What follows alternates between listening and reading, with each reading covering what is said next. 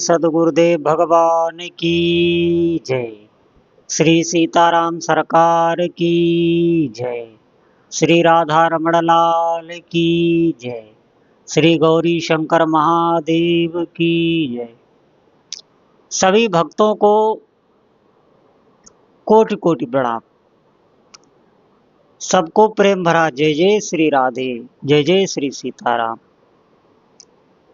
सभी उपासकों से प्रार्थना है, बहुत महत्वपूर्ण सत्संग है।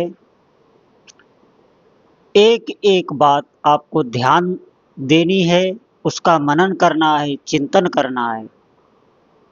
संतों की कृपा से, गुरुओं की कृपा से जो भी प्राप्त है मैं आपको दे रहा हूं, आप बहुत ध्यान से सुने।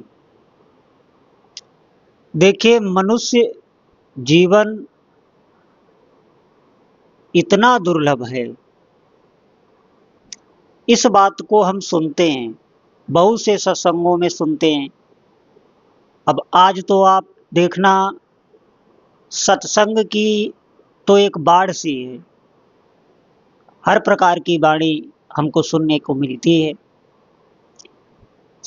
बहुत हमने सुना कि मनुष्य जीवन दुर्लभ है, लेकिन सुनने से भी हमारे समझ में नहीं आता। समझ में क्यों नहीं आता?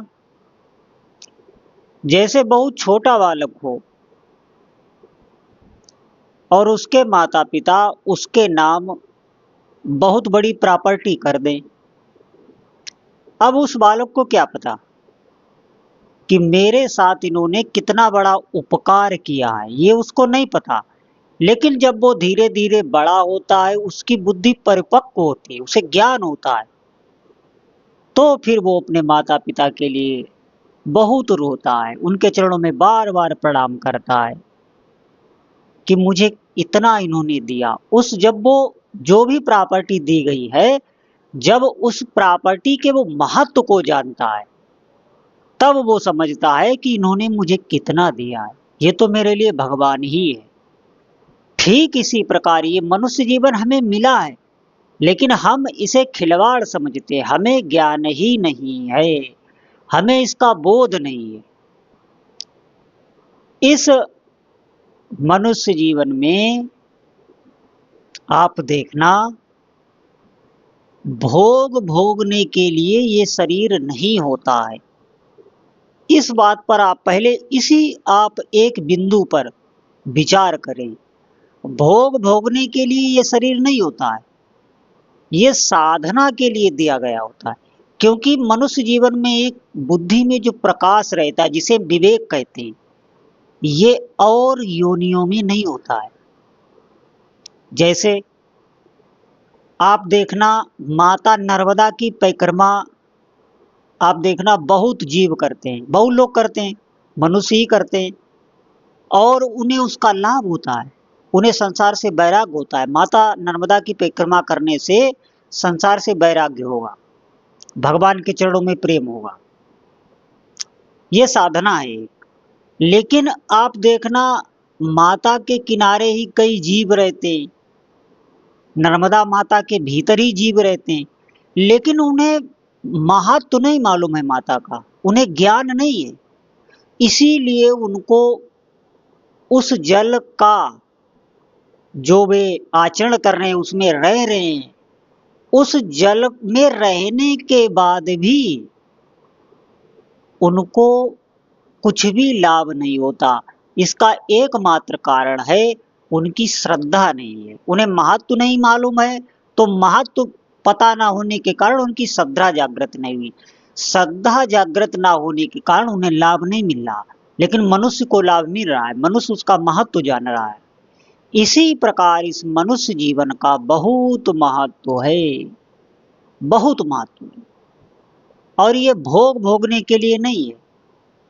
भोग भोगने के लिए होता तो भोग भोगने से आपको तृप्ति मिलती। आप देखना, जैसे मैं एक भोग की बात कर रहा हूं, आपको खाने में रुचि है, आपको मीठा खाने में रुचि है, तो आप मीठा खाने लग जाएं। आप ज्यादा देर तक मीठा नहीं खा सकते, आप जब तृप्त हो जाएंगे फिर आपको अगर मीठा दिया जाएगा तो आपको उल्टी हो जाएगी, वमन हो जाएगा। इसका मतलब है हमारी इंद्रियों की वो क्षमता नहीं है।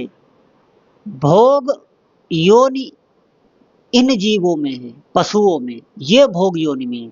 आप उनको देखना, उनकी इंद्रियों की क्षमता हमारी इंद्रियों की क्षमता से बहुत अधिक होती है। आप चिंतन करके देख लेना, उनकी सुनने की क्षमता, देखने की क्षमता हमसे बहुत अधिक होती है। इसका मतलब है वो भोग योनि के हैं। देवताओं को आप ले लीजिए, वो भी भोग योनि है।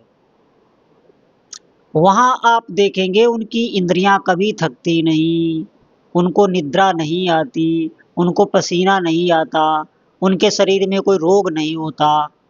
उनकी इंद्रियां भोग भोगते रहें अनंत काल तक, वो थकती नहीं।